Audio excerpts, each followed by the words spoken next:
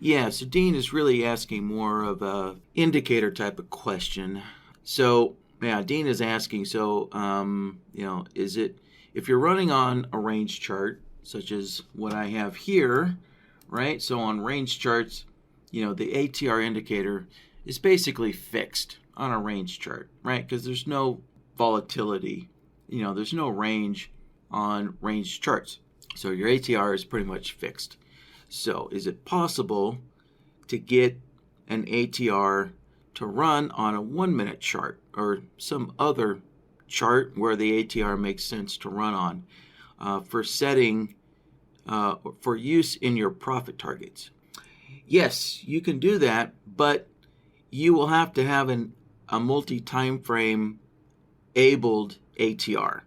So BlackBird does not, actually NinjaTrader 8 no longer allows you to inject a different time frame into an indicator anymore. So if you want multi-time frame abilities, so if you want to apply different time frames to an indicator, it has to be built into the indicator now for NinjaTrader 8 in order for it to work reliably.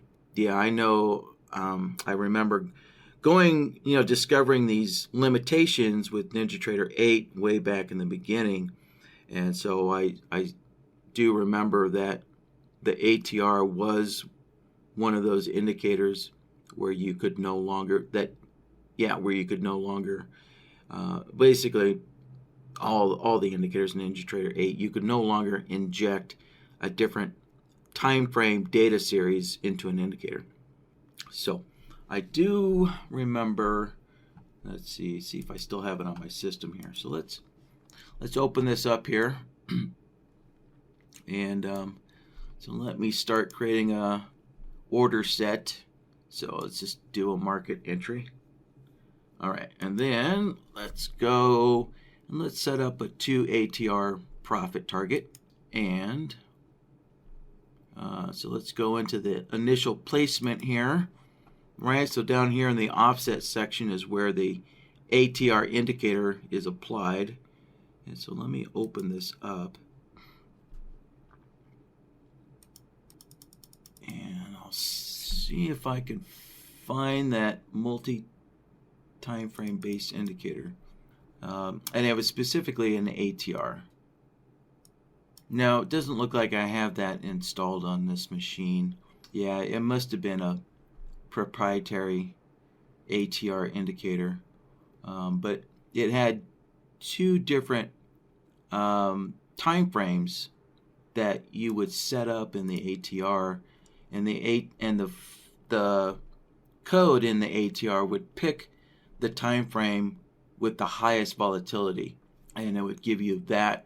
And so the ATR would plot out which of the two time frames had the highest volatility. But yeah, I guess it must have been a proprietary indicator, so I can't use it in this workshop here because nobody else would have the ability to get a hold of it. So actually, we check the AUs again. Yeah, so sorry, Dean, I don't have an example for you. But that is what's basically required now is your indicators have to have those secondary timeframes built into them now for NinjaTrader 8 in order for them to work reliably or correctly now. So yeah, that's kind of been a big drag on NinjaTrader 8 is no longer being able to. So back with NinjaTrader 7, we used to be able to use the nest input ability with Chameleon, but that doesn't work anymore. It's kind of one of the reasons why, it was a secondary reason why we created Chameleon back with NinjaTrader 8, is you used to be able to nest it. You could take Chameleon and feed it into an indicator and make it a multi-time frame indicator. So, but like I said, that doesn't work reliably anymore.